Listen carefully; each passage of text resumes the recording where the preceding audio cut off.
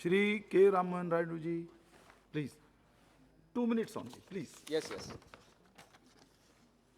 Thank you, sir, for letting me speak on Mines and Minerals Development and Regulation Amendment Bill. Given the time constraint, I'll try to be brief for the points that I want to mention. The first one, sale of minerals by captive mines. The bill provides that captive mines other than atomic minerals may sell up to 50% of their annual mineral production in the open market after meeting their own needs. Sir, we see that a lot of these raw materials are lying underutilized, and especially this clause is going to remove the bottlenecks in supply of minerals by making sure that production reaches those who are in need. But I have a very important recommendation to make under this clause, sir, which is that PSUs should get preference when this excess mineral production is sold. And also when giving such preference to the public sector undertakings, the price for minerals must also be at the same cost of production as the original mine holder. And this is because high market prices for raw materials are reducing the profitability of PSUs. And this is happening across the country also. And one specific example that I want to take, since I come from Andhra Pradesh, is the Visakhapatnam steel plant.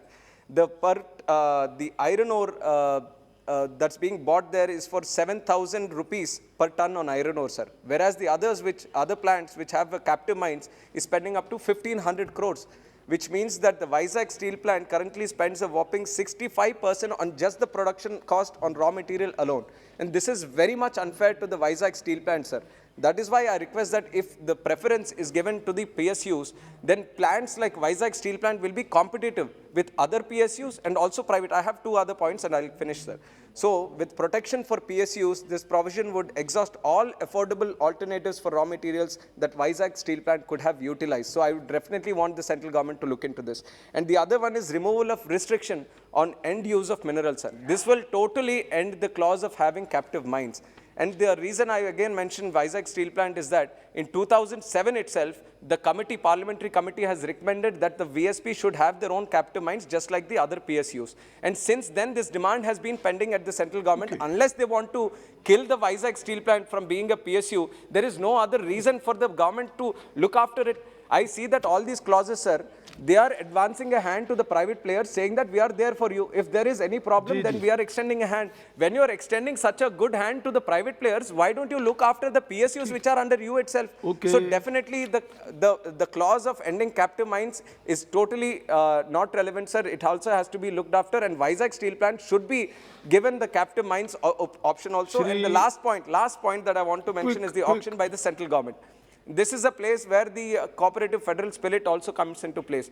Chalo, you're giving the time to the state government, but once that is also done, definitely instead of taking the entire rights by the central government itself, hold some kind of discussions, make them also party in whatever is happening after that given time is placed. Because the whole cooperative federal, the spirit of cooperative federalism, sir, you just can't take it loosely and say that you have given an option to the state government. It has to be upheld at each and every point. So even after the sale of auction has not been done by the state government, make a legal provision so that their opinion also comes into place. These points I want to mention to the central government, sir. Thank you very much for that.